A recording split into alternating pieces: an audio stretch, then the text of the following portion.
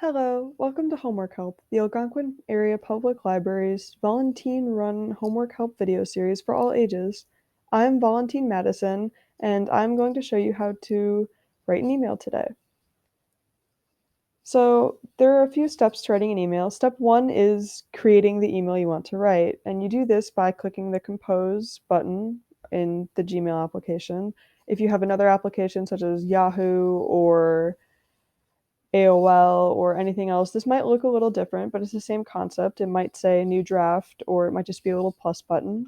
So the first step is to click this, and that will create a new draft. And in Gmail, this is what it looks like. You have the two-section subject and the body of your email. So step two is to write who your email is to, who the recipient of your email is.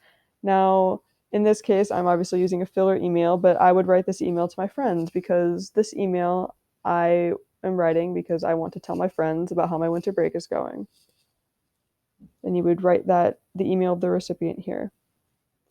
A side note, so if we go back to the last slide, you see over here in the same line as the recipient, CC and BCC.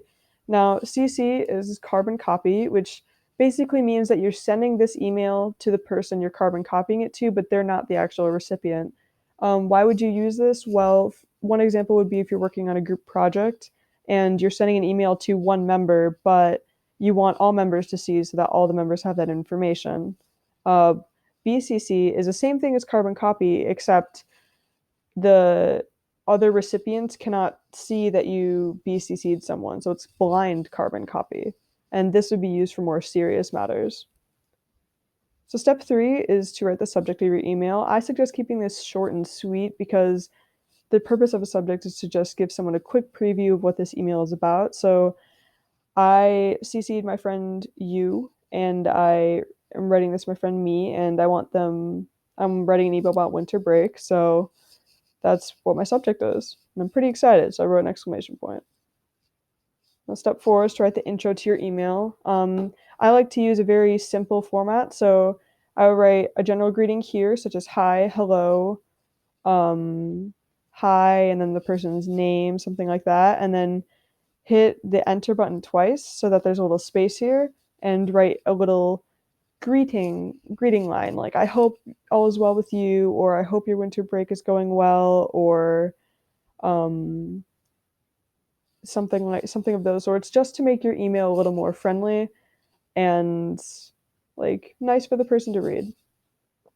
Now, step five is the body, or some people like to call it the meat of your email. I wanted to write this email about winter break, so in this example, the body is about winter break. So I wrote that I'm working on some exciting projects such as painting my room. My family and I celebrated the holidays at home this year, obviously due to the pandemic, but it was fun. And I wrote about an incident where our cats knocked over some of our decorations. So the final step in actually writing what's going to be in your email is the closing, which consists of two parts. So the signing, which is a very some people find it a little formal, but I think it's good to include your name at the bottom, just so that people remember who it's from, especially if you don't have an email address that includes your name in it. And before that would be this general closing, such as "Have a good day," "Let me know if you need anything," "Thank you so much," so stuff like that, just depending on what you're writing. So because this email is just about what I'm doing over winter break, I just wrote "Have a good day" and then my name. It's also good to include your last name here if it's a formal email, but again, because I'm writing this email to my friends, I just included my first name.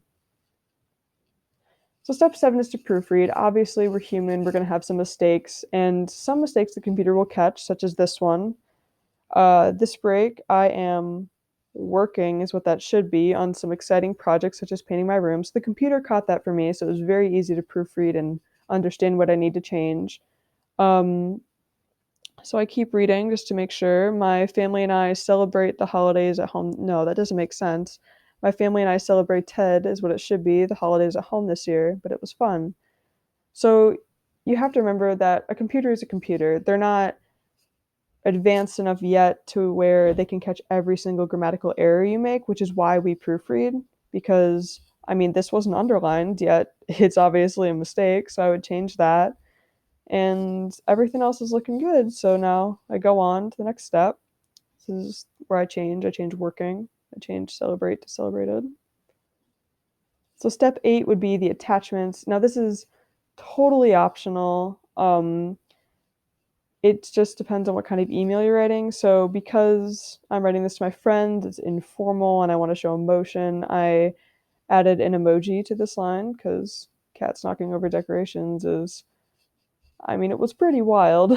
And then I also included down here a picture of our cats knocking over the decorations. And these two things, there's a bar at the bottom. It has the A with the underline. That is to change font. The paperclip inside the paper is how do you attach a file, which is how I attach this picture. The link is to attach a link, such as to a large file, like maybe a YouTube video that you can't actually download and send. Um, the little face is where I got that emoji from. It has a whole slew of emojis. The little drive icon, I'm pretty sure that's just unique to Google Drive or like Gmail, I guess, in that you can attach items from your Google Drive to your email. Then there's a little picture which you can attach images that you've downloaded. Um, but the problem with I find it easier to just use the file attachment because I download my pictures rather than copy paste or just put them in an images file. So yeah, that is the basic steps of writing an email. Obviously, yours will be personalized to whatever your purpose is in terms of attachments, but the basic structure of an intro, a greeting line, a body, and then your solid conclusion is how every email is written, no matter what the case is. Thank you for joining us on Homework Help today. If you have any video suggestions or are a teen who would like to earn volunteer hours by recording a video for us, please email Lindsay at teen@aapld.org. Again, that is TEEN at aapld.org. Thank you.